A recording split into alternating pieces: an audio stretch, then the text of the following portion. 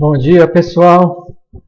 Tudo bom aí, turma? Planejamento urbano. Então, vamos continuar o texto do Marcelo Lopes Souza, né?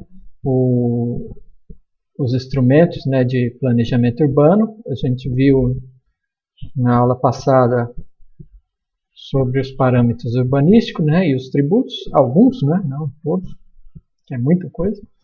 E agora a gente vai ver o principal, talvez o principal instrumento, né, aí do planejamento urbano, que é o zoneamento, né? Então, que é essa divisão da cidade em zonas, né? Pode ser de parcelamento do solo, tamanho dos terrenos, né? Isso tem uma influência em adensar mais ou menos. Então, o zoneamento de parcelamento, de uso, né? O zoneamento de uso, os usos comuns lá, residencial, comercial, industrial, de proteção ambiental, um uso misto, né? E tantos outros. Mas esses são os principais, né? Recreação, sei lá. E o de ocupação, ou adensamento, né? O quanto pode ocupar, quanto pode construir, através daqueles parâmetros urbanísticos, né? Então, se fala muito do zoneamento de uso, né? Uso e ocupação do solo, né? Principalmente de uso. Mas lembrar que tem o de uso, de ocupação e o de parcelamento, né? Tem esses três normalmente. Então ele vai dar aqui uma introdução, né? A origem aí do zoneamento e como ele se confunde até com o próprio planejamento urbano, né? Principalmente nos Estados Unidos, né? Vamos ver isso aí direitinho. Ele coloca ali, começa, né, falando que considerado, né, o zoneamento é considerado um instrumento do planejamento urbano por excelência, né? Aquele planejamento tradicional que a gente viu nas primeiras aulas lá, o físico territorial, né, que é o primeiro, estava muito voltado para o aspecto, pro espaço físico, né? O controle e ordenamento do espaço físico da cidade, né? O planejamento modernista, físico territorial, regulatório, né? Tem todos esses nomes, mas é aquele lá do final do século XIX, né? Início do século XX. Viu o vídeo do Le Corbusier, né? O exemplo mais típico aí desse planejamento, que se confundiu com um zoneamento, né? Tomar parte pelo todo, né? O zoneamento sendo considerado o próprio planejamento, né? Então, mas durante muito tempo foi isso, né? Considerado o instrumento do planejamento urbano por excelência, né? Ele fala, nos Estados Unidos foi o carro-chefe da atividade de planejar, né? Que aí é essa própria confusão mesmo entre o zoneamento e o planejamento, né? Não havia muito essa diferenciação, conforme, né? Aí o século XX vai avançando aí, então vai ser feita uma crítica ao planejamento estrito, né, muito reduzido ao zoneamento físico territorial. Bom, então nos Estados Unidos, na Europa também, a origem dele, né, não tem uma origem assim muito definida, mas é o final do século XIX, ali tanto nos Estados Unidos quanto na Europa, né, começa a ter algum controle tentar, né, exercer algum ordenamento, algum controle desse espaço urbano. O que mais que ele coloca aí de raiz funcionalista e de natureza excludente? Sim, né? Esse primeiro planejamento, desculpa, até eu também já estou falando em planejamento, embora ele está muito, né, colado no próprio planejamento, reduzido, né, o planejamento de zoneamento, mas vamos falar do zoneamento, né? Então, ele é de raiz funcionalista e da natureza, né, excludente. Sim, né? A gente viu bem isso lá quando a gente falou do planejamento físico territorial, lá no primeiro texto, né? O principal dele era isso, né? A funcionalidade, né? A gente vai falar melhor já para frente, né? Que é o período que ele está atravessando, de Revolução Industrial. Então ele vem para tentar ordenar essa cidade capitalista industrializada para ela funcionar, né, no sentido da circulação, de onde as pessoas morar, onde elas vão trabalhar, para a cidade se coordenar para produzir riqueza, para produzir, né? No sentido aí, riqueza mesmo, né? O capitalismo é uma cidade capitalista que está se formando cada vez mais, porque antes era uma cidade no máximo comercial, uma cidade, como é que fala? Herdada, né, do feudalismo. É isso, uma cidade que é resultado ali de uma cidade feudal, comercial, e agora você vai ter uma cidade com gigantes, né? As cidades eram menores no feudalismo ou no período comercial, né, do capitalismo. Mas no capitalismo industrial você vai ter cidades com milhões de pessoas. Não tinha essas cidades, não tinha como é que fala? Plano viário para isso. Era uma cidade da carroça, antigamente, a cidade pequena, né? Tinha uma elite que habitava a cidade. Para uma cidade, vamos chamar de contemporânea, né? Que a gente tem hoje, esse tipo de cidade, né? Então, dentro desse contexto de transformação urbana, né? De uma cidade de origem medieval, acanhada, ruas apertadas, velhinhas, para uma cidade industrial, que vai ter o trem, o automóvel, vai ter milhões de pessoas que vão afluir essa cidade. Essa cidade, como o Lefebvre falou, vai ter uma implosão e explosão daquela cidade antiga, né? Então é aí que vem esse planejamento e principalmente esse zoneamento, né? O planejamento aí vem pelo zoneamento primeiro, né? Para organizar essa cidade que vai se industrializar cada vez mais. Bom, mas não vou, já estou atropelando um pouco o assunto, a gente vai retomar isso aí para frente, é só a introdução aqui, né? Então ele é de natureza funcionalista desse contexto histórico que ele está surgindo, é excludente, né? Que sentido excludente? De separar, né? De excluir zonas da cidade, né? Áreas da cidade específicas para usos, né, determinados. Área onde você vai morar, onde você vai trabalhar, onde você vai consumir, área comercial, as áreas de integração, de circulação entre essas áreas, áreas de recreação, áreas públicas, né, ou áreas mistas também, nas áreas centrais, por exemplo, né, comercial, residencial. Então, ele vai excluir, né, atividades, usos, né, de determinadas áreas, né? Então ele é excludente, é de natureza excludente, né? E a gente vai ver que ele vai começar a excluir as pessoas também, né? Não só os usos, mas através dos usos as pessoas. Vamos ver isso aí também, né? Então ele é planejamento de raiz, né? Como o sertanejo de raiz, né? Fazendo essa analogia, ele era funcionalista, né? Privilegiava as funções, né, dentro da cidade, para a cidade se tornar produtiva. E necessariamente excludente, que é o que a gente tem até hoje, né, de alguma forma, a divisão da cidade em zonas de uso, né, e ocupação. Que mais? E o que ele quer? Então, esse foi o tipo de planejamento típico que a gente tem até hoje, né?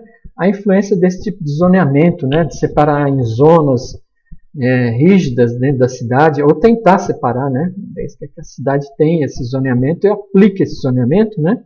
Mas o princípio dele é esse, é separar em zonas, né? Os usos dentro da cidade, os tipos de ocupação dentro da cidade. Então, esse é o planejamento que a gente herdou, que a gente tem até a ideia, é o zoneamento, né? Que a gente tem a ideia do que seja um zoneamento até hoje, né? Como ele tem essa influência, né? Até os dias de hoje, mais de um século, né? A gente entende o zoneamento por essa separação de uma forma mais rígida, né? E isso vem desde esse período aí, do final do século XIX, com o próprio início do planejamento, né? Misturado aí com esse tipo de zoneamento, né? Mas o que a gente vai mostrar na próxima aula né? Não, nessa aula mesmo a gente já vai ver também. Não é um só tipo de zoneamento, né? Não é só esse tipo que a gente viu a vida inteira, a influência dele já bem desgastado, mas que está aí bem ou mal, né? Ele quer mostrar que não é só um tipo de zoneamento e o excludente, né? Por princípio. Ele pode ser ao contrário, em vez de separar os usos e até as classes sociais, ele inclui. E aí ele vai falar de um que é ao contrário desse zoneamento excludente, um zoneamento includente, né? Um zoneamento mais com a função social maior, né? De inserir as pessoas e as classes e não de separar, o que é possível de juntar, né? Não vai juntar uma indústria poluidora do lado de um bairro residencial, isso não é ideal, né? É o que ele vai falar depois. Ele tem que ser excludente, mas o que ele deve excluir? O que ele deve incluir também, unir, né? Aí está o problema. Mas aqui é só a introdução, né, gente? Só uma problematização para o que a gente vai discutir aqui daí para frente, né, no texto, beleza? Então vamos lá, né? Então esse primeiro tópico que ele vai colocar, né?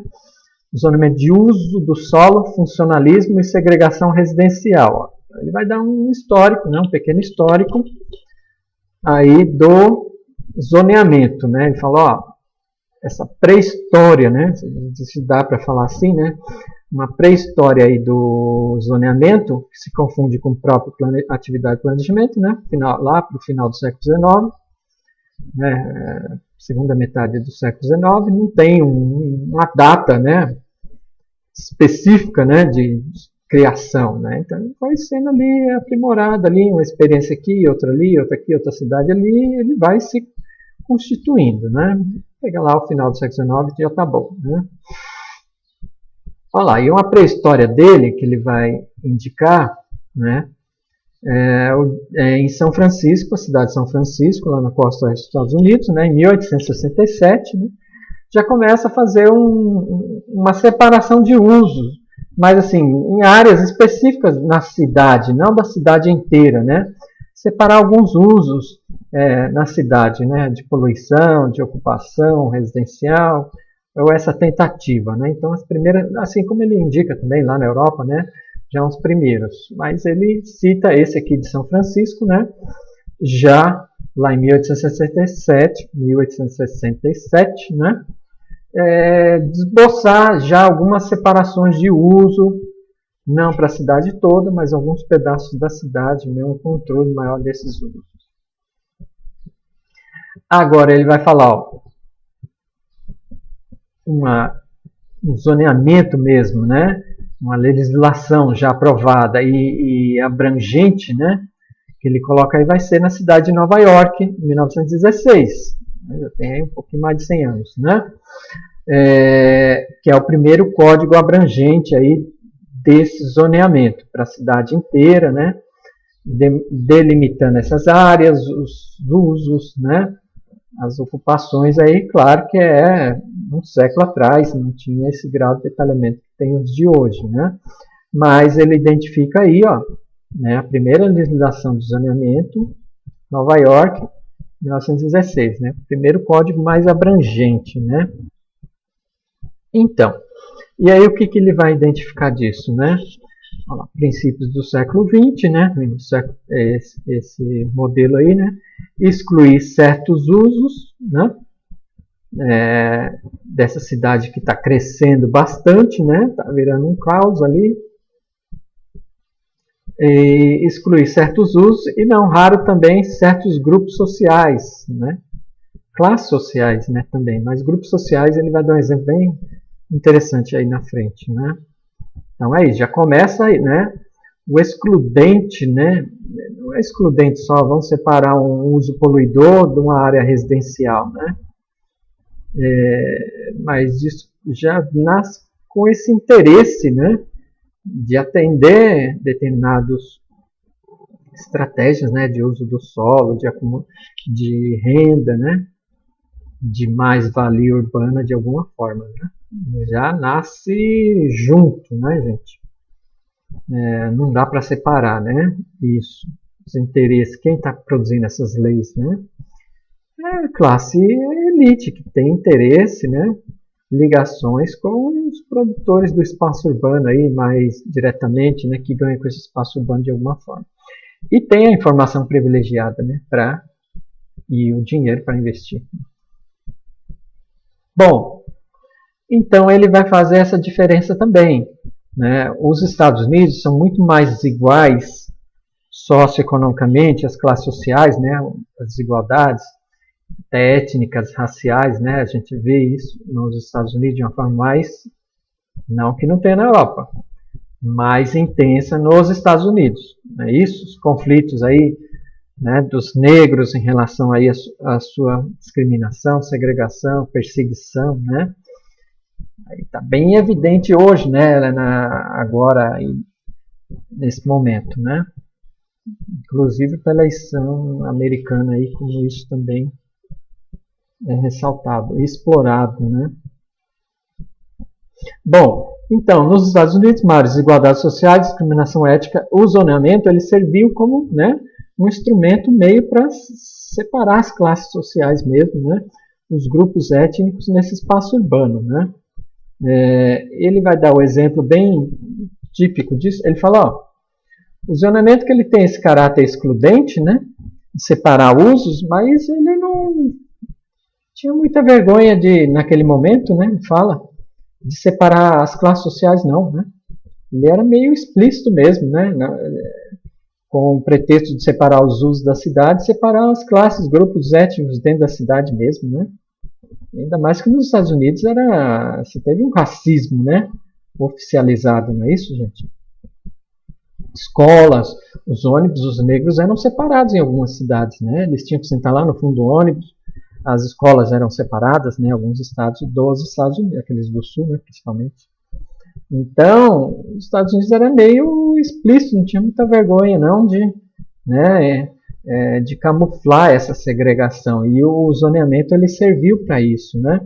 E aí ele vai dar um exemplo da cidade de Modesto, lá perto de São Francisco, né? Perto da cidade de São Francisco, que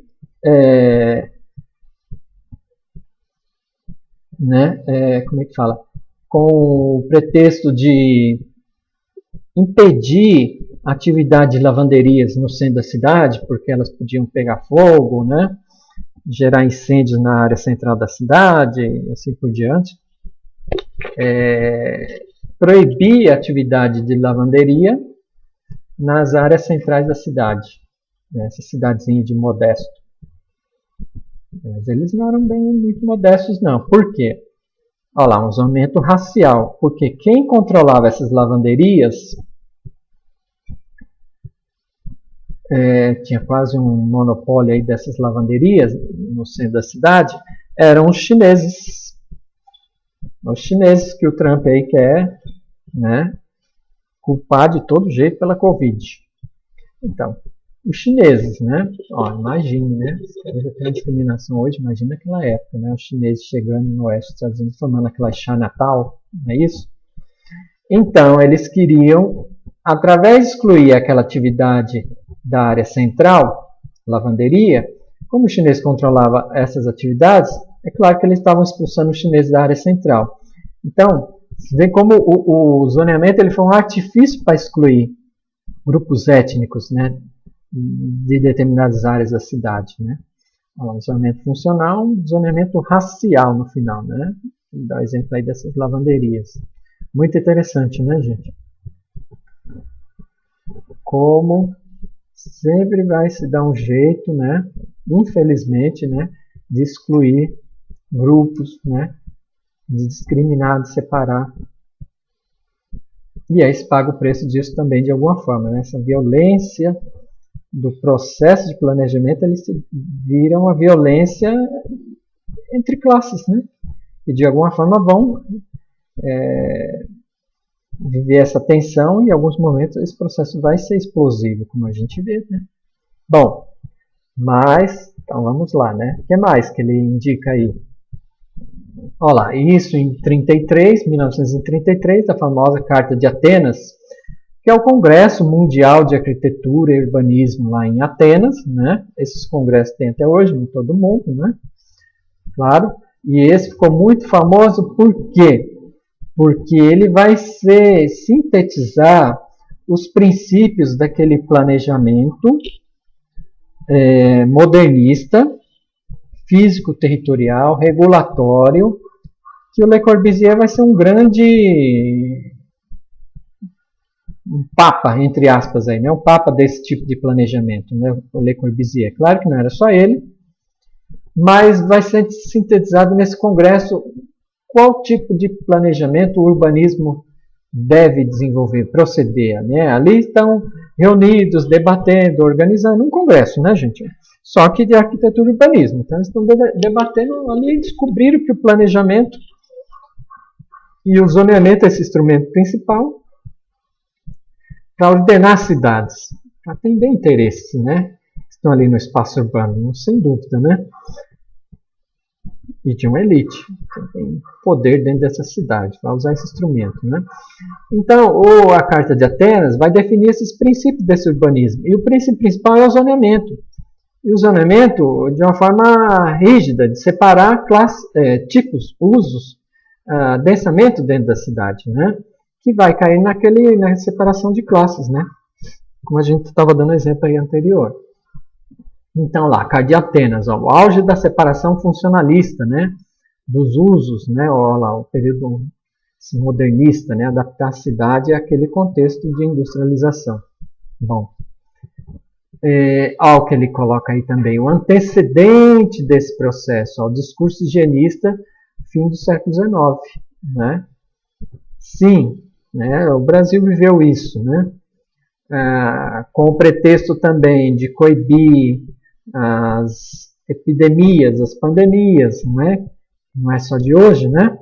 Século XIX, início do século XX, né? A gripe espanhola. A gripe espanhola é do início do século XX. Não lembro agora, gente, se é 1916, 17, mas por ali, início do século XX, aquele contexto que eles estão ali discutindo. Febre amarela, dengue, né? No Brasil que você tinha de epidemia, né? Então, aquela cidade acanhada, que encurtiçou muitas vezes, né? Aqueles casarões viraram cortiços nas áreas centrais, abrigando várias famílias de uma forma insalubre naqueles espaços. Os esgotos, né? Beira de córrego, mangue, né? Reproduzindo mosquitos que vão atingir a cidade. Quer dizer, a cidade está poluindo seu espaço natural, invadindo o espaço natural e entrando em contato com mais animais, né? Insetos transmissores de doenças, atingindo essas áreas, que vão migrar dos animais para o homem, não é isso? Como acontece em outras epidemias e pandemias, né? Quer dizer, o culpado é o homem, né? No final. Então, o higienismo está surgindo naquele momento, né? As reformas higienistas, elas vão ser usadas para expulsar essa população pobre encurtiçada dessas áreas centrais, né? Abrir novas avenidas, retificar os cursos da cidade, curso do Rio também, mas avenidas, adaptar ao uso do automóvel, né? Não mais o uso predominante antes da carroça, né? Dos animais. O pedestre, que era uma cidade menor, e agora vai vir, né? Já tem o trem, e vai vir um automóvel nesse momento aí, no início do século XX, está chegando. Então, né? O que ele coloca, né? Os primeiros planejadores urbanos, entre aspas, vão ser os médicos sanitaristas, porque eles vão acabar determinando, ó, demole aqui, preserva ali, não, pode destruir isso aqui, né? Isso aqui é um foco de doença. Ele fala aí da revolta da vacina no Rio de Janeiro, a reforma Pereira Passos, né? No século XX, que gerou a revolta da vacina, né? Ele cita aí no texto dele, como exemplo, né? O Rio de Janeiro. passou por essas reformas. E é a partir daí que vão se formar as favelas também, né? Também, não é o único fator, mas é um dos fatores, né? Expulsar essa população pobre, que está afluindo a cidade cada vez mais, e sem opção de moradia, ela vai começar a se abrigar nos morros, né? Nos morros do Rio de Janeiro, favela, né? Por que chama favela? De onde vem esse termo, né? Favela é uma planta lá do Nordeste que tem essa característica, né? De juntinho ali os ramozinhos, né? Os ramos da planta, né? Favela, né? Dá esse significado, né? E vai ganhar o nome de favela um tipo de habitação precária no morro, né? Rio de Janeiro, né? Morro da Providência lá, que é um dos primeiros núcleos de favela do Brasil. Bom, então o higienismo vai ser uma das primeiras formas de planejamento, né? Através desse zoneamento, né? No final do século XIX. Porque o urbanista ainda, né, ele está começando a ganhar, como fala, se institucionalizar essa profissão, né, essa atividade. Bom, o que mais? E aí, então, os modernistas aí, né, desse planejamento, e esse zoneamento que vem pelos modernistas, né, a metáfora da cidade como um organismo doente, né, essa cidade doente, atingida aí por diversas epidemias, né, doenças, principalmente em função desse saneamento, né, todas essas dengue, malária, febre amarela, né, gripe espanhola, varíola, sei mais o que. Esse período está surgindo também as vacinas, né, também. Então, a cidade começa a crescer, a medicina ainda não é muito avançada, começam os primeiros focos de epidemia, a coisa fica feia, né? E vai se utilizar isso para limpar, entre aspas, né, a cidade dessas classes perigosas, né? Expulsar essa população mais pobre para a periferia, abrir as grandes avenidas, bulevares, renovar os palacetes nas áreas centrais da cidade, né? Então, tudo isso vai ser utilizado, né, de alguma forma. Vamos ver se eu deixo algum vídeo também aí, gente, desse período, tá? Para exemplificar esse período, eu tenho vídeo aqui. Deixo lá no Google Sala de Aula. Bom, o que mais? Então, essa metáfora de uma cidade doente, né, vai servir de pretexto, justificativa, né, para intervir nessa cidade, né, para ter uma intervenção, justificar esse zoneamento. A cidade está uma bagunça, um caos, tem que ter algum ordenamento, né, então isso sempre é utilizado, né, gente, o caos, né, para alguma intervenção. Agora, qual é a intervenção que vai ser feita, né, aí que é a questão, né. Então, ó, que Le Corbusier colocava, né, diante desse caos, dessa cidade aí do início do século XX, que cresce muito rápido, se industrializa, principalmente ele está falando da Europa, né, industrializa muito rápido, ó, adaptar a cidade à era da máquina, né, ele fala, a cidade tem que ser a própria máquina de produzir. A sua casa é uma máquina de você morar, né, descansar, e no outro dia está firme e forte para trabalhar, né? Em prol dessa sociedade, né? Processo de acumulação. Então, a própria casa era uma máquina. E aí se tem o Fordismo como modo de produção, né, gente? Produção em série, né? Baratear os produtos, sociedade de consumo, né? Uma produção em massa para um consumo em massa. A casa também vai ser produzida em série, né? Conjuntos habitacionais para essa população proletária. O Le Corbusier está pregando a melhoria das condições de trabalho, né, do trabalhador da classe operária, comparativamente ao que estava acontecendo naquele momento, né? Mas, então, ele era revolucionário em algum sentido, né? De melhorar as condições do trabalhador, mas que ele não fosse além disso também, né? no sentido dele melhorar a sua produtividade. Então, o Le Corbusier é o grande papa, né, desse tipo de planejamento, né, que vem o zoneamento aí físico-territorial, né. Olha lá, ele tem como é que fala, uma grande ideologia, né. Olha lá, um exemplo, né, dessa ideologia que era utilizada, né. Apesar de ter um discurso de neutro, né, de atender a sociedade, né, como um todo, mas ele fala, a cidade é como uma casa, né, é uma grande casa. Sua casa não está dividida lá, o quarto para você dormir, né, a cozinha para você cozinhar, fazer suas comidas, se alimentar, o banheiro para a gente fazer nossas necessidades, não é isso? Então, a casa está dividida em funções diferentes, né? Está dividida lá os dormitórios, né? De acordo com as funções. Então, a mesma coisa a cidade, né? A cidade também vai ter suas áreas definidas com suas funções, né? Porque você não vai comer lá no banheiro, não é? Você não vai receber as visitas no seu quarto, você vai receber na sala de visitas, né? Então, tudo tem uma ordem, né? Uma ordem dentro da sua casa. A cidade também tem que ser ordenada. Não é lógico isso? Né? Então, ele usa essa mesma raciocínio, né? Essa lógica, para justificar a atividade do planejamento e do zoneamento, né? Dividir as cidades em zonas de uso. Não é verdade? Assim como sua casa, né?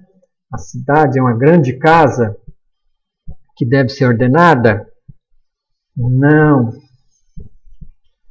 Não é verdade. Por quê? Né? Marcelo Lopes Souza vai falar. É claro que a casa tem sua complexidade, mas você está abrigando uma família ali. Abrigando, né? Não brigando, mas abrigando uma família. Não é isso? Então, claro, o nível, cada um que tem o seu quarto dividido, mas tem a sala, tem a cozinha, tem a família ali, convivendo ali. São classes sociais, é uma família. Por mais que tenha complexidade a família, não dá para comparar a complexidade de atividades, de classes sociais, de grupos sociais, né? De grupos étnicos, e tantas culturais, econômicas, dentro da cidade, políticas, né? Não que você não tenha isso dentro da família, de alguma forma, mas em comparação a casa e a família nessa casa, a cidade e as classes sociais, né? A escala assim, é muito diferente. Né? Você pegar a escala da sua casa e ampliar para a escala da cidade. A cidade não é uma grande casa, simplesmente. Mudou só o tamanho quantitativamente, mudou qualitativamente essas relações. Não tem como fazer essa comparação, né? Isso acontece muito, né, gente? Na época de eleição, então, que a gente mais vê, né? Esse tipo de artifício, de argumento. Você pega um argumento lógico para uma escala, todo mundo vai concordar, e transpõe aquilo para uma escala maior. E a gente tende a achar que é a mesma lógica, mas não é a mesma lógica, não é a mesma complexidade. Então isso é muito utilizado, e ainda é, né? Foi muito utilizado e esses artifícios, né? Então ele tinha, né, o Le Corbusier, né, difundia muito essa visão, né, desse ordenamento, dessa grande casa, a casa como uma máquina de morar, já que a gente vive a Revolução Industrial, a casa é uma máquina, né? Produzida em série, né? Toda aquele discurseira lá do início do século XX. Beleza, gente? Então a gente sempre tem que ter uma visão crítica de tudo, né? De tudo e de todos. inclusive de mim aqui que estou dando essa aula também. Qualquer dúvida, crítica, anota aí, a gente me pega aí na esquina e a gente vai debater. Beleza? Então, olha lá, o que mais, né? Era uma visão tecnocrática, né? E horror a conflitos sociais. Então, o Le Corbusier não debatia as contradições da sociedade, as desigualdades. Ele até expressava em alguns, tem uns trechos aí, ele até expressava, mas não era o foco, né? Não era esse foco, né? Debater as contradições da sociedade e combater isso, né? Ele queria melhorar as condições do trabalhador, sim, para que ele se tornasse mais produtivo, mas tinha um limite disso. Era uma visão elitista, né? Que ele, no final, tinha e que se materializava nesse espaço da cidade. O zoneamento vai ser o exemplo acabado disso, né? Excludente. Bom, uma visão tecnocrática, um horror a conflitos sociais, né? Ele enxergava esse progresso e o ordenamento da cidade. Então, essa cidade doente, caótica, ela tinha que sofrer intervenção com vista ao seu ordenamento, ela se tornar mais funcional, produtiva, harmoniosa, né? Harmoniosa é o que ele colocava, não é isso? Então, ele não tinha, né? Tinha horror lá, que ele fala, né? Esses conflitos sociais. Essa aí é questão ideológica, essa aí é questão política. Eu tenho uma função técnica, resolver os problemas técnicos da sociedade industrial. É isso aí que eu estou aqui para isso, né? Não debatia essa questão, né? Claro que não existe neutralidade, né, gente? Bom, o que mais? Olha lá, o zoneamento convencional, né? Separação de usos e densidades, né? Então, olha lá, a figura, vamos pegar a figurinha aqui bem simples do Marcelo Souza colocou aqui, ó. Olha lá, um exemplo bem, né, sintético aí. Depois a gente tem mais exemplos mais para frente, né? Vamos começar simples, depois a gente vai complicando, né? Olha lá, modelo hipotético, zoneamento de uso do solo funcionalista. Olha lá, os usos bem definidos e separados, né? Ó, primeiro lá, a zona residencial, né? Essa linha verticalizada aí, não é isso? Aqui, zona residencial, então toda essa linha aqui vertical, né? Da quadrícula aqui, ó. Zona de comércio e serviços, nessa zona aqui no centro da quadrinha, pontilhada, né? Olha lá. Outra zona de proteção ambiental, essa aqui, ó. Essa linha aqui horizontal, não é isso? No canto da quadrinha. Zona de uso misto, lá, residencial comercial. Provavelmente aqui é o centro, ó, essa zona aqui, ó, é o centro. Do lado tem essa zona de uso misto, uma transição aí, ó, pericentro, vamos dizer assim, né? Pericentro, zona de uso misto. E aqui embaixo, ó, essa pontilhadinha mais adensada ali, os pontinhos mais coladinhos, né? A zona industrial. Ó. Então, todos separados ali são uma zona de uso misto, residencial e comercial, né? Mas todas zonas bem separadas, né? Distinguível aí pelo uso, né? O morar, o trabalhar, o circular e recrear, né? Que o planejamento modernista colocava, né? Que aparece também, então tá aqui, né? A proteção ambiental servindo ao mesmo tempo de espaço de lazer, né? Então as zonas bem definidas aí, como pregava o planejamento lá modernista Le Corbusier, né? Mais típico, né? Claro que isso aí no mapa, numa cidade real, vai ficar mais complexo, né? Essas zonas aí, né? A quantidade delas. O que mais? E isso, né, tá até hoje aí esse tipo de zoneamento. Mas a gente viu, né, lá no primeiro texto que ele vai sofrendo uma crítica a esse tipo de planejamento, as consequências, né, que ele vai resultar, né, na cidade, né, principalmente a segregação, né, a especulação,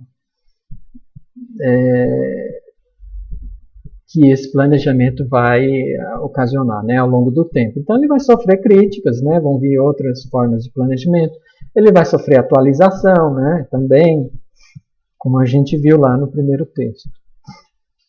E aí então ele vai falar que ao longo do tempo várias técnicas foram introduzidas para flexibilizar um pouco esse zoneamento mais rígido, né? E ele vai dar um exemplo lá nos Estados Unidos, né, de zoneamentos que vão tentar flexibilizar isso, né, flexíveis, ou alguns instrumentos dentro desse zoneamento que vai tentar flexibilizar isso. Ele dá 4 exemplos lá, gente. Conditional zoning, floating zones, linkage programs e spotting zoning, né? São todas intervenções assim localizadas, pontuais, né? Vamos pegar um exemplo aqui, Conditional zoning, né, que ele coloca. O que é o condicional? Esse zoneamento condicional, né? Vamos ter um exemplo que ele comenta no texto. Vamos supor, tá aprovado o zoneamento dentro da cidade, né? E aí um investidor, uma construtora, né, um empreendedor, vai lá na prefeitura e fala: olha, eu tenho um projeto de construir um shopping em tal área da cidade, né? Então a prefeitura vai lá negociar com ele e falar: tá, então o que você pode dar em contrapartida, né, para a cidade em termos de infraestrutura, ou construir uma praça, melhorar ali o arruamento do entorno, né? Ou até, como é que fala? Destinar um recurso à prefeitura, até em dinheiro mesmo, né? Uma compensação, né, em dinheiro, em função da prefeitura liberar aquela obra que foge ao que está ali no zoneamento, né? Então, por isso que é um zoneamento condicional ao que o proprietário vai oferecer em troca, em contrapartida, à prefeitura, à cidade, né? Agora ele fala, isso é um problema, porque você corre o risco de tornar o planejamento, né, a prefeitura, um balcão de negócios. Não é isso? Um balcão de negócio, você vender lá, como é que fala? Dificuldades, né? Aquela velha ditado, né? Vender dificuldades para... Desculpa. Criar dificuldades para vender facilidades depois, não é isso? Essa velha frase aí, bem conhecida da administração pública no Brasil, né? Criar, né, dificuldades para vender facilidades depois. Então, é um risco de transformar o planejamento, né, e esse zoneamento banalizar, né, flexibilizar demais, ele perder sua eficácia, né? Não precisa ser rígido, a gente vai discutir isso. Rígido, assim, que não se modifica nada. Mas também não pode flexibilizar tudo, senão ele vai perder a moral, vamos dizer assim, né? Ninguém vai respeitar essa lei mais. Ou você chega com dinheiro lá e consegue transformar, aquilo vira uma coxa de retalho. Bom, mas vamos lá, vamos continuar. Essa crítica vai fazer aos outros 3 aí. Ele fala, os outros 3 é mais uma proposta, né? O primeiro ele acontece, floating zones, né? Ele fala, o que é a floating zones? Zonas flutuantes, né? Faz o zoneamento e deixa um espaço para alguma intervenção futura maior que possa surgir naquele lugar, de criar uma empresa em tal área, um shopping, sei lá, um prédio gigantesco, né? Um hospital, seja, né? Tem uma universidade, todos esses equipamentos são grandes, vão atender milhares de pessoas, vai ter um impacto naquela região, né? Um aeroporto. Então ele deixa uma zona lá e espera, alguém vai aparecer. Ele não determina a zona, mas que pode ter aquele uso naquela área lá, né? Ele não falou aonde, mas pode ter determinado uso foge ao padrão da área, desde que se negocie com a prefeitura lá também, compensações e assim por diante. Então, a floating zone, no próprio mapeamento, já deixa ali em espera, em potencial, né, alguns usos que possam surgir e aí negociar com a prefeitura. Ó, linkage programs, né? Então também essa ideia de linkar, né, intervenções seria a própria barganha, né, ele falar, né? Intervenções dentro desse zoneamento também. Não foge muito em relação aos outros, né? Linkar, né, programas, aí, alguma intervenção, né, em troca de compensação também, né, numa área. E o spotting zone, né, também é uma intervenção local de modificar lá também o zoneamento, bem específica, né, dentro das zonas da cidade, que a prefeitura muda ali o uso do solo para permitir aquela intervenção pontual, né, de um uso que foge ao uso padrão, né, estabelecido lá. Também em troca de alguma compensação, pagamento. Então, tudo isso é o risco de, olha lá, como ele coloca, né, de abuso, de corrupção, desmoralização da lei, né, e quem que vai buscar essas alterações no zoneamento? É quem tem dinheiro para bancar essa intervenção, né, no espaço. Porque se ele quer fazer alguma coisa diferente do que está lá no plano, senão ele só ia cumprir o que está lá no zoneamento, mas ele quer fazer uma coisa muito maior, que vai ter resultado também, né, para ele, como investidor no solo urbano, se ele está procurando a prefeitura, porque é uma coisa que não está prevista no zoneamento, né? Ele não vai fazer isso por filantropia. Infelizmente, eu não acredito nisso, né? Nem Papai Noel. Bom, então, você flexibilizar demais, esse zoneamento, ao longo do tempo, ele perde sua eficácia. Vira lá um Frankenstein, né? Todo retalhado, modificado, já não obedece mais nada, né? E a cidade vai crescendo de acordo com esses interesses, né? Então, esse é o risco, né? E o neoliberalismo, ele vai bem nessa cartilha, né, gente? Cai bem, né? Ele vai falar o que esse povo quer ouvir, né? O neoliberalismo, né? Acabar com essa rigidez do planejamento, né? Parceria pública-privada, e assim por diante, né? Atrair investimentos, incentivos fiscais, tal. Bom, então o risco é desmoralizar toda essa lei, né? No final. Bom, e aí, o que mais que ele coloca? Mas nem todo planejamento, zoneamento, precisa ser funcionalista e conservador, né? Como foi aí no início, né, esse planejamento. Para quem ele se voltava, quem ele atendia, né? Olha lá, o que ele fala? A vitalidade do espaço, né, urbano, ele vem, né, da mistura de uso e atividades. É claro que tem exceções, né? Aquelas atividades que prejudicam a saúde e o meio ambiente, elas têm que ser excluídas mesmo, né? Tem que ser separadas, em locais mais distantes, com um certo controle e assim por diante, né? Então isso tem que ser excluído, não tem jeito. Agora, quanto mais diversidade, né, a cidade oferece, né, isso que a gente sempre ouviu na própria definição de cidade, né, quanto mais diversidade a cidade oferece, em termos de classes sociais, de capacidades, habilidades, né, diferenças, é melhor culturalmente,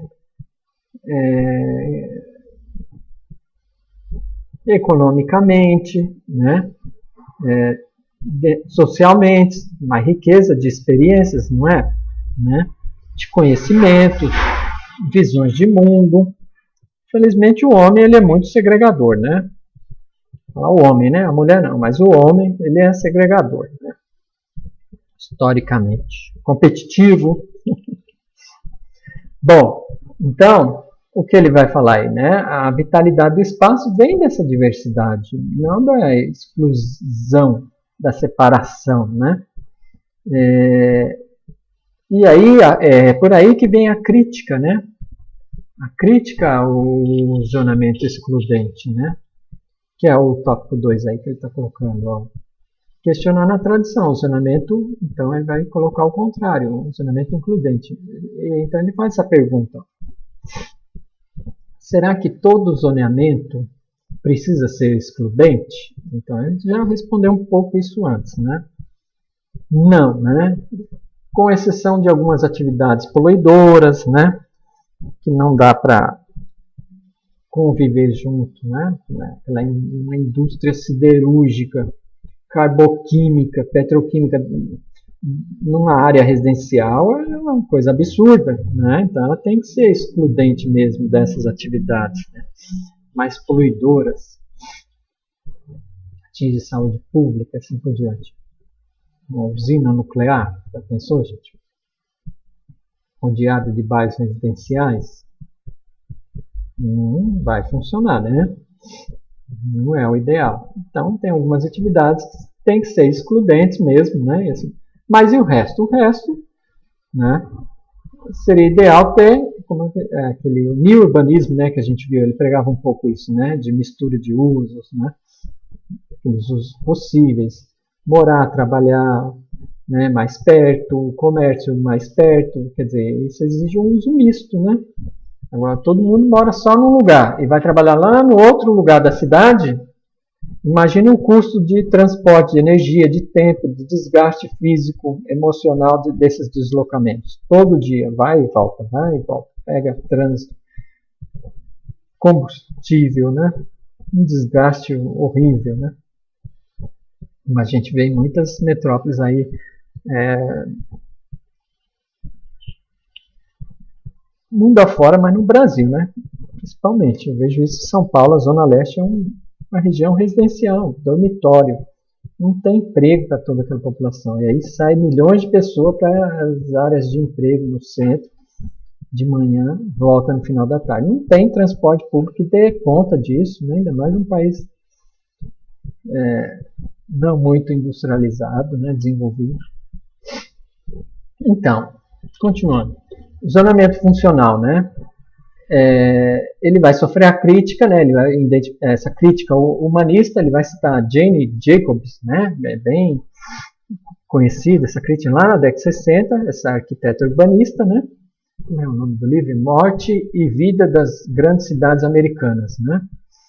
Que ela estava criticando esse urbanismo funcionalista, rodoviarista, né? Do automóvel, desses prédios gigantes, né? Da separação de uso, que a cidade culturalmente, né? A cidade como um lugar vivido estava morrendo, né? As pessoas não se encontravam mais, paravam, né? Tinha aquela identidade com aquele espaço, virou aquele espaço de dormir, trabalhar, dormir, trabalhar, dormir, trabalhar e segregar e acabou, né? Então uma crítica vem, essa crítica humanista, né, de resgatar essa cidade da diversidade, do uso do lugar, né? Então a crítica humanista, cultural e socialmente, né, esterilizante esse planejamento funcionalista, né, excludente, né? Falar, né? A crítica ao elitismo e à segregação, né, que esse espaço acabou resultando, né, nesse espaço, né? Elitização, gentrificação, né? E segregação, né? Bom, o que mais? Divisão espacial a partir de diferentes... Então, o que eles estão propondo, né? Divisão espacial a partir de diferentes usos, intensidade não é a única forma de zoneamento, né? Então, não necessariamente, né, separar por usos exclusivos, né, cada área da cidade, né, e assim por diante. O impacto, isso resultou em termos de uma cidade de diversidade social, cultural, né, uma cidade mais aprazível. Tudo isso foi sendo implodido, né? E aí, então, ele vai dar o exemplo desse. Então, ele fala, não tem esse termo includente aí, eu estou ali criando, né, ali colocando, né. Eles falavam que a esquerda, já desde a década de 70, vinha no sentido de inverter esse tipo de zoneamento, inverter a prioridade, né, a quem ele atende, né. Então, ele tinha um termo mais conhecido de inversão de prioridades. A quem vai atender, né? E aí, então, em vez de ele ser excludente, ele ser mais inclusivo, includente, né, que ele vai falar, né, o Marcelo Apsos, tá, gente? No sentido dele ser mais inclusivo, né? Não é um termo que está aí, é um conceito já consolidado. Né? Ele está inventando ali, né? O que importa é o processo aí, né? Não o nome em si. Mas o nome reflete, né, esse processo também um pouco. Então, ele vai dar exemplo aí, o principal, tá, gente? A gente falou outro exemplo do Rio de Janeiro, mas o principal é esse. Zonamento includente, o zonamento de prioridades, né, que inverte aquela prioridade a quem vai atender, né, a população mais pobre. Plano diretor lá em São Paulo da Luiz Erundina, em 89, né, foi a primeira prefeitura do PT na cidade de São Paulo. Ela se elegeu em 89 até 92, o mandato dela, né? E o PT naquele momento tinha aquela força popular, né? Ainda tem, né? Mas naquele momento muito mais, né? O PT de raiz, falando em raiz, né, pessoal? Então, naquele momento, o PT sume com esses projetos mais... Ai, pessoal, não é revolucionário. Revolucionário. Mas, assim, mais populares, né? De atender a todo aquele clamor, né?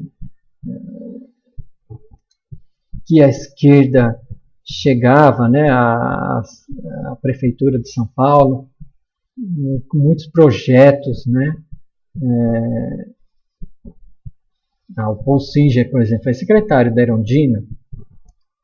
Não sei se a Emília Maricato, ela participou também.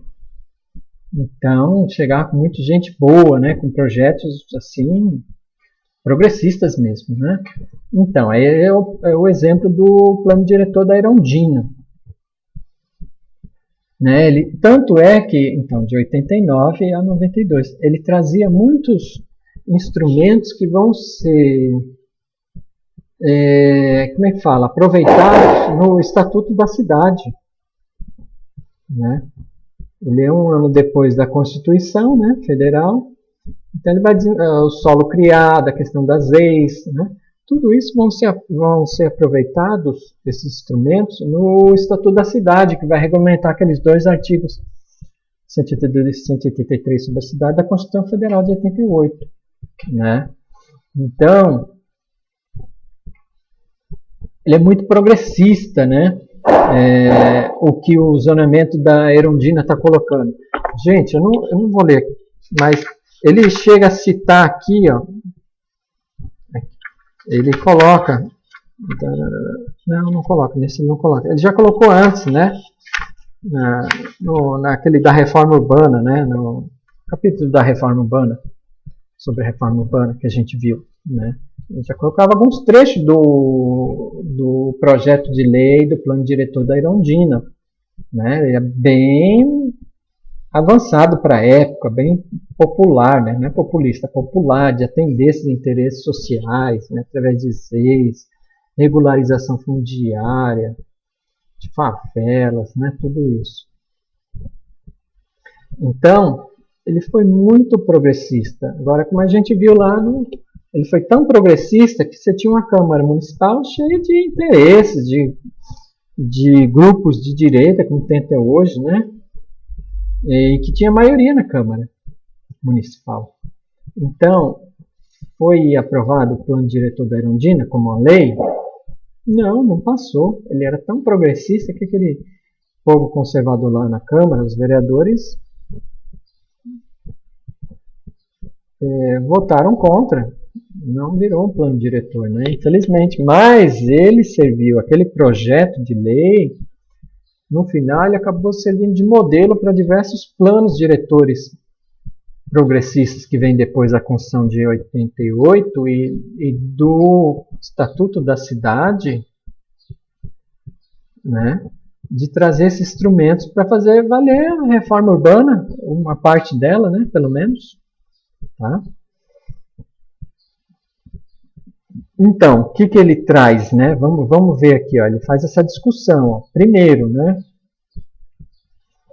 a contribuição que ele vai trazer, né? A preocupação central, ó, é identificar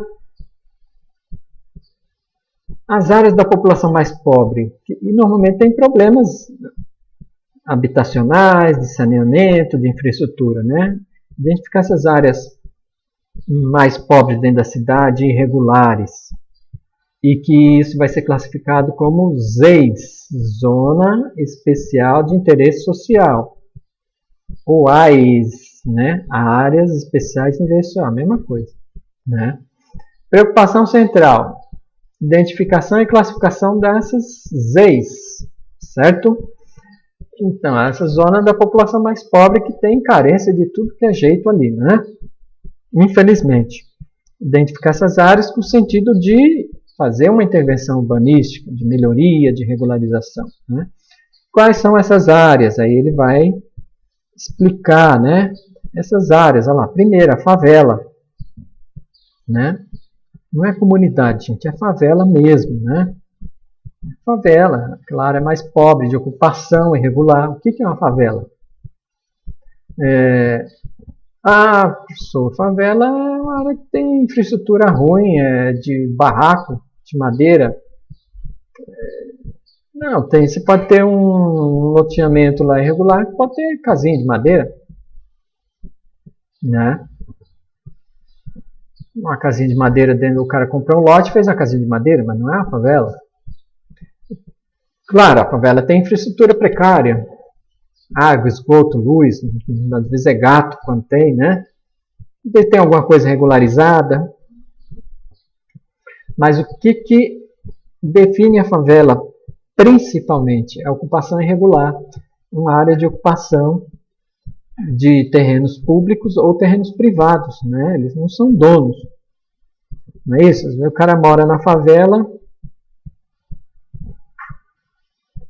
não tem endereço, mora na rua João da Cunha Bastos, 113. Ele não tem rua, não tem número, né, a favela. Tem aqueles becos, né? Aquele documentariato, lembra quando eu entrevistar aquela mulher, falava CEP, ela ia abrir um crediário, o cara perguntava para ela, qual é o seu CEP? Ela não sabia nem o que era o CEP, né? Infelizmente, né? Então não tem o endereço, é uma ocupação irregular, não tá, as ruas não foram abertas com um plano viário e distribuição dos lotes, os tamanhos, o parcelamento, né? Isso é principal caracteriza a favela. Claro que vem a precária infraestrutura, né? E assim por diante. Então, o plano diretor includente aí, né, de prioridade, identificar essas áreas no fim de regularizar a propriedade, se a pessoa tem o título de propriedade, porque ele vai chegar lá, abrir um crediário, ele tem um endereço, tem um número, ele é dono daquela casa, se ele quiser fazer uma penhora daquela casa, que ele faça, né, assim, buscando um crediário, né. Então, o carteiro chega lá e achar o endereço daquela pessoa, né, e assim por diante, fazer uma entrega, né. O correio não entrega em favela, né, muitas favelas. Não só, claro que tem a questão do roubo, mas tem a questão do próprio endereço mesmo. Então, você vai vendo como essa pessoa se torna um subcidadão pelo próprio local de moradia, né, que acontece. E ele é excluído nesse sentido, né. Como a habitação é importante, né, a moradia regular, é importante para a inserção dessa pessoa na sociedade, mandar um currículo, ter um endereço, não o cara já é excluído ali, né? Abrir um crediário, ter direito a certos serviços que estão condicionados a você ter um endereço.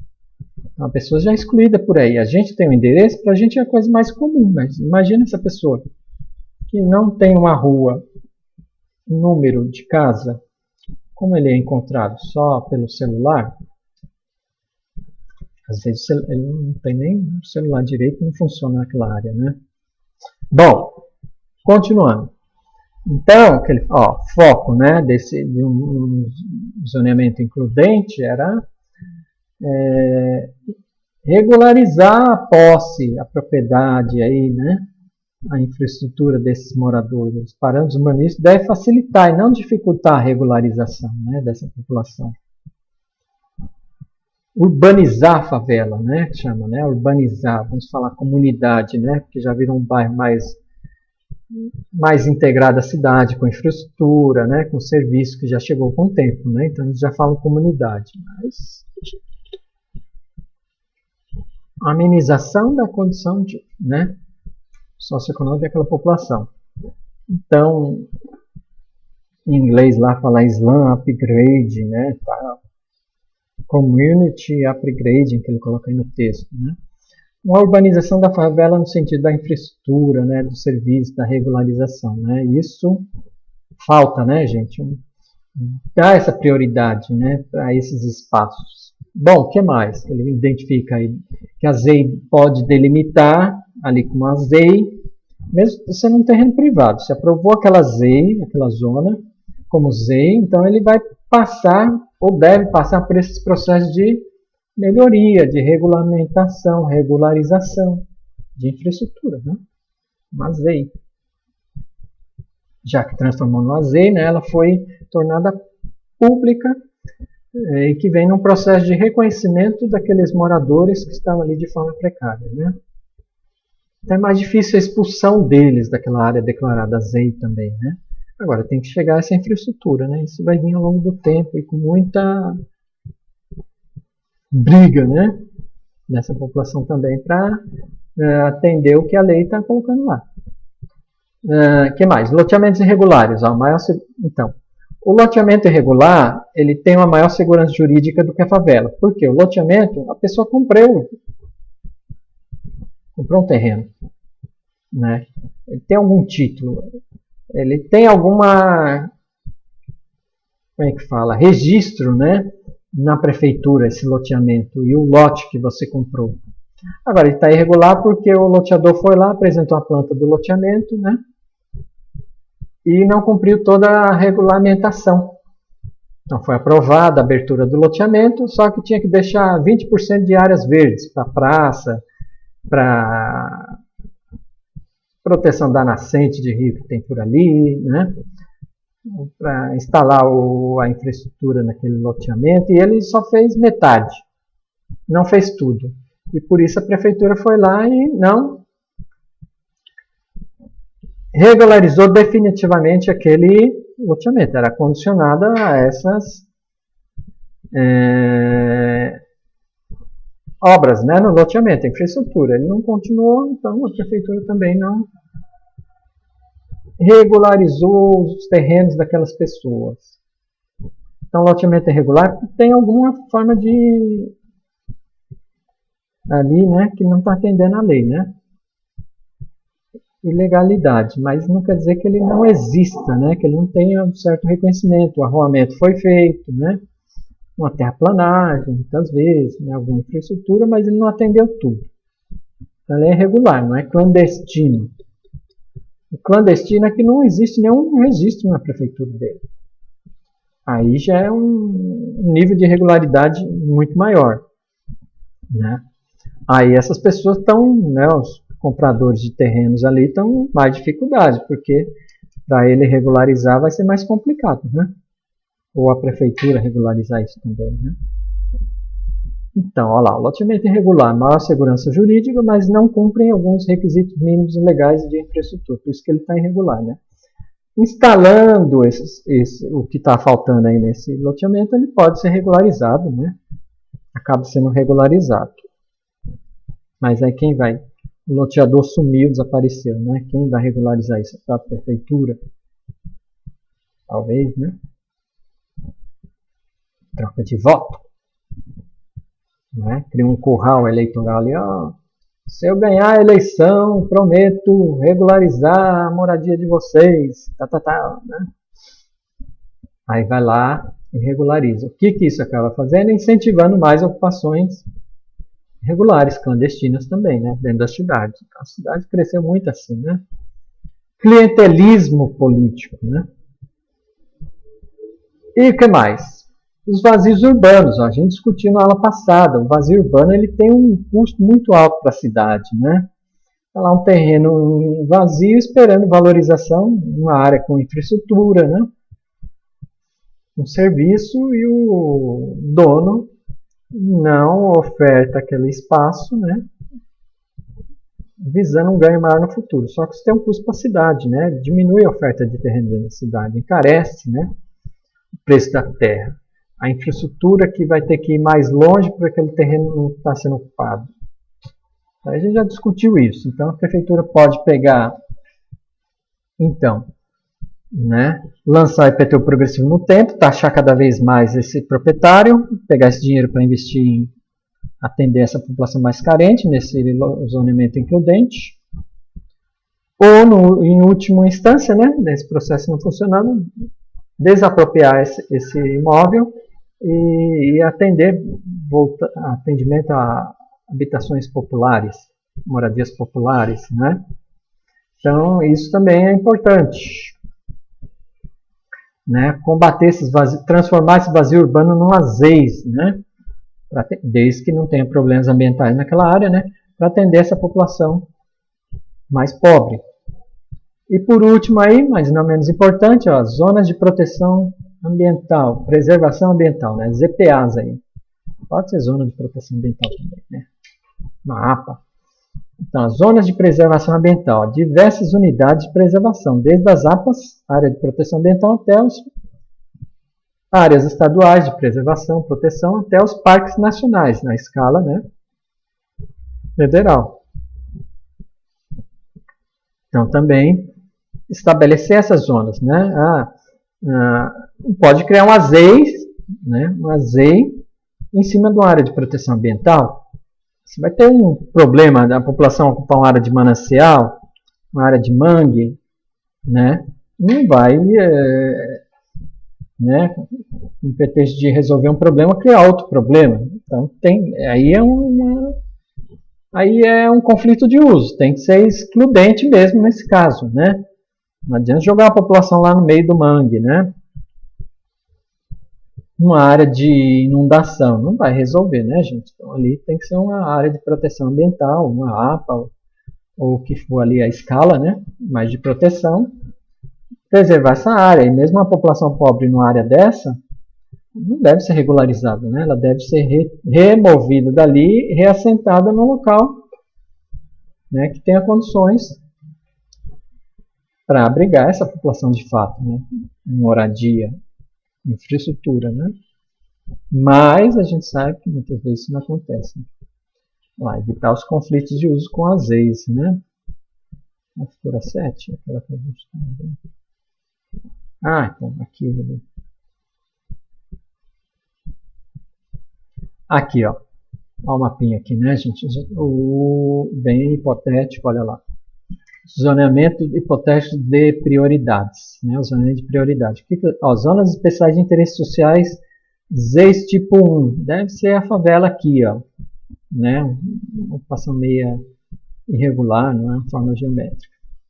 Ele não colocou, mas deve ser isso. Zonas especiais de interesses sociais tipo 2, loteamentos irregulares, ó, é o polígono aqui preto. Loteamentos irregulares. Aqui a favela. Zona especial de interesse social, tipo 3, grandes terrenos ociosos subutilizados, olha lá, os vazios urbanos. E, por fim, aqui, ó, linhas horizontais, a área de proteção ambiental. Então, essas áreas não devem ser sobrepostas, né? As áreas de proteção com as áreas de ocupação popular. Olha lá, o zoneamento de uso não funcionalista, né? Então, a partir daquela ocupação anterior, não é, mais ou menos, né?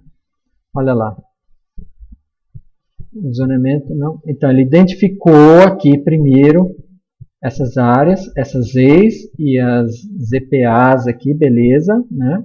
identificou aí nesse mapa, primeiro, hipotético nesse mapa. Depois o zoneamento, olha lá, primeira classificação que ele indicou. A área de risco elevado, a área de risco ambiental elevado, ocupação restringida, pontilhado aqui, ó. Pode ter ocupação, mas tem que ser mais esparsa, né?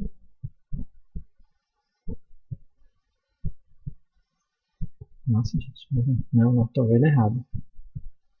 Aqui, ó, esse pontilhadinho mais denso, né? É aqui no canto aqui, ó. Tem um morrão aqui, né? Então, tem uma área de... Opa! Zona de restrição ao uso industrial poluente, tal. Né? Mas aqui, ó, área de risco ambiental elevado, ocupação restrita, aqui no canto. Olha lá. Área de risco ambiental médio, ocupação tolerada dentro dos limites específicos. Esses dois aqui, né? Dentro, pode ocupar, mas bem restrita, né? Porque é uma área de risco médio. Zona de restrição ao uso industrial poluente. Então, aqui está restrito zona industrial, né? Deve ter uma área já bem ocupada aqui nessa região, então está restringindo o uso industrial poluente.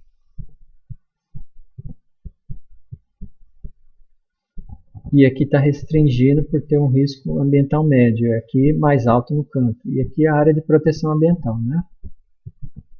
E o branco aqui ele não identificou, né? Ou zoneamento para